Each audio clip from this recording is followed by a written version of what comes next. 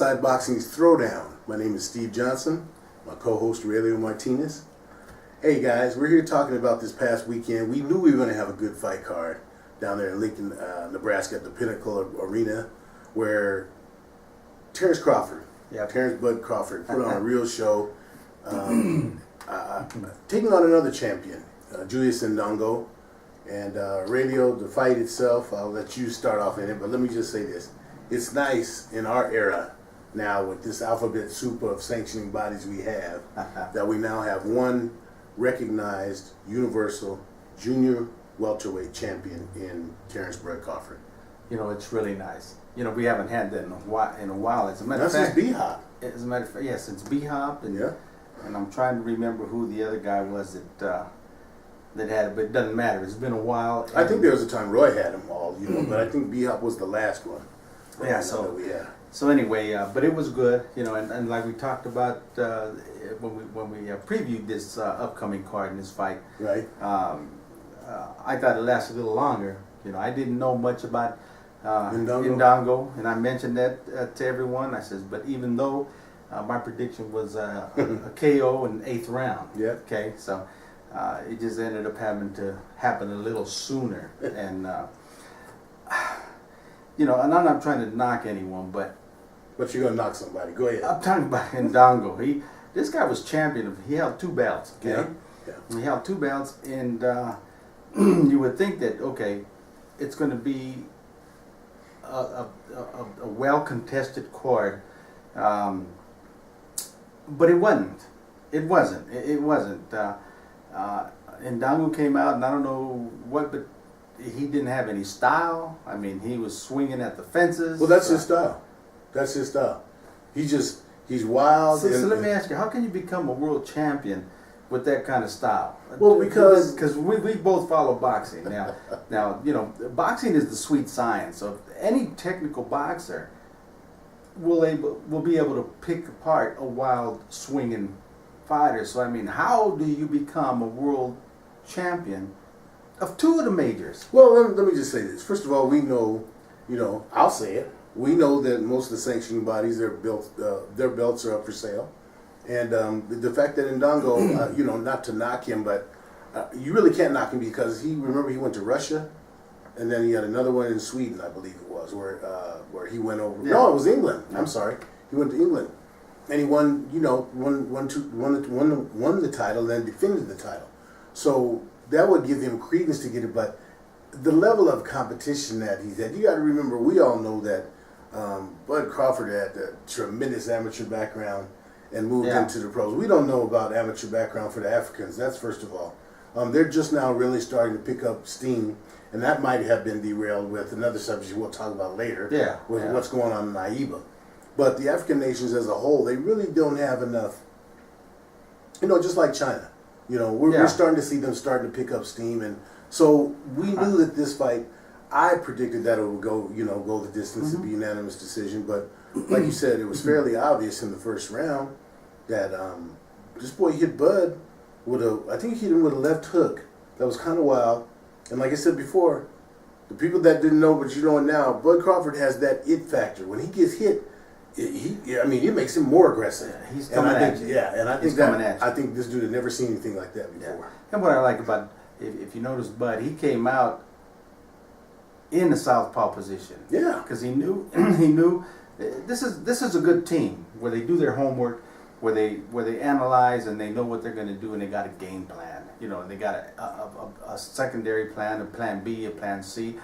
Everything's put well together. I mean, Terence came out in the southpaw position. He was fighting the southpaw, so there wasn't going to be any guessing. There wasn't going to be any, I'm going to keep my foot away from your foot, or I'm going to keep this foot over there. I'm not going to trip you.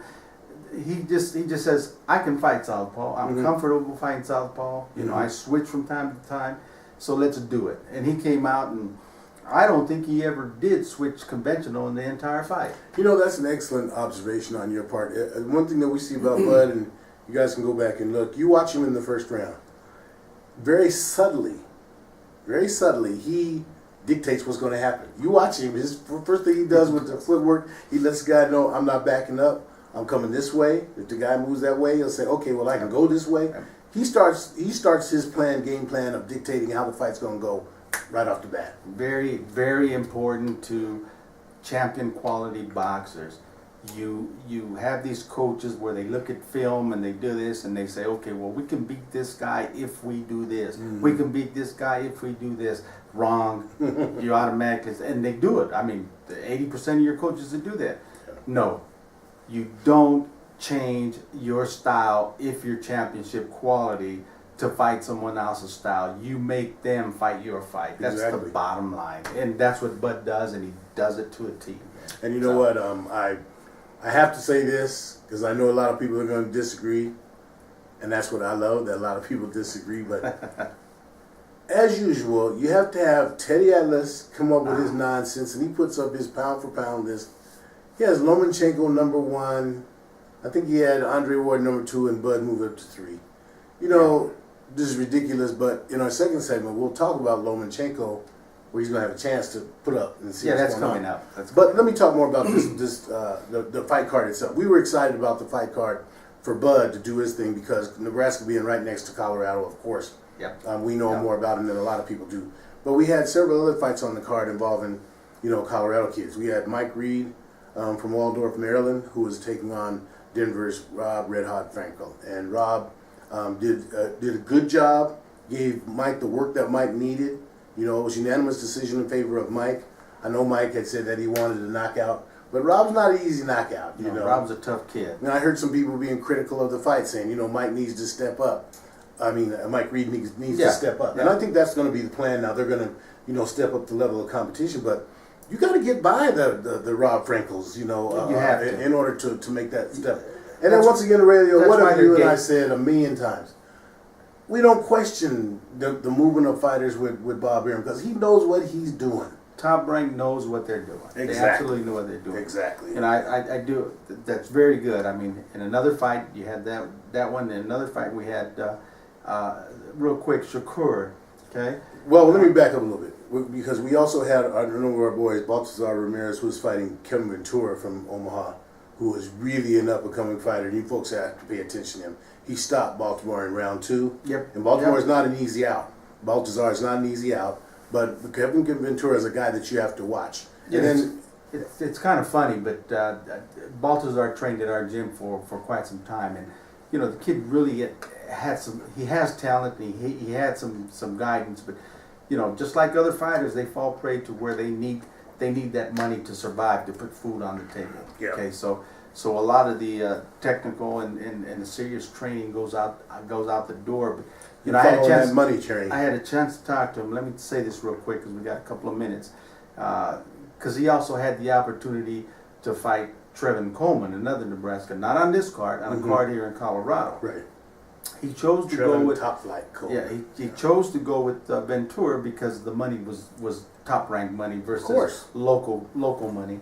And the bottom line, and I talked to him on the phone. I says, I understand your situation. I know what you're doing, and you have to do what you have to do for your family. Yeah. My opinion, I know you. I know how you box. I know you were in our gym. You got a legitimate shot to win Trevin. Okay, he's coming up. He's just starting. He's that. I says, but I also know Kevin Ventura. Kevin Ventura is going to be a tough fight for you, and I'm not going to put any cream coating around this thing. It's a tough fight. It's going to be a difficult one for you to win. So naturally, he went with the money, and it showed. He got stopped in the second round. Yeah, and then real quickly, the other fight that we had was with Sakura Stevenson. The up and coming little young fighter that actually, when it first started off, you all remember that Floyd Mayweather made all these intimations that he was going to sign him. He couldn't sign him. He ended up signing with Top Rank, which we thought was a good move. But I think everyone that watched the fight got a good chance to see is that this is what happens when you have a young kid, okay, that is really not prepared. We know that he got the bronze medal in the Olympics, but that was kind of default. I know people don't really know that, but that was kind of default. Okay, he needs a lot of work. He needs a lot of work. As a matter of fact, I thought Saturday night, if the word that I could give you is that he was unimpressive. Okay, this is not a guy that you come out like a Mike Conlon who come out and just destroying people. Even though we say they're people that he should destroy, he destroyed them. You know, Shakur should have destroyed this guy. Okay. Yeah. And it took him a while to, you know. And once again, you know, he's moving up from fighting 3 rounds to 4 rounds. You know, and going from amateur to pro. So there's a lot of him, you know, and I'll give that to him. But he's got a lot. He needs a lot. But there shouldn't be. There shouldn't be, and you make an excellent point. Shakur, you know, and I think people were just trying to be nice with him, but bottom line is he did not look good. He did not look impressive. Yeah. You know, and for all the pre-hype on him, you know, was, you know, here he is. He's got all this talent. He's got this.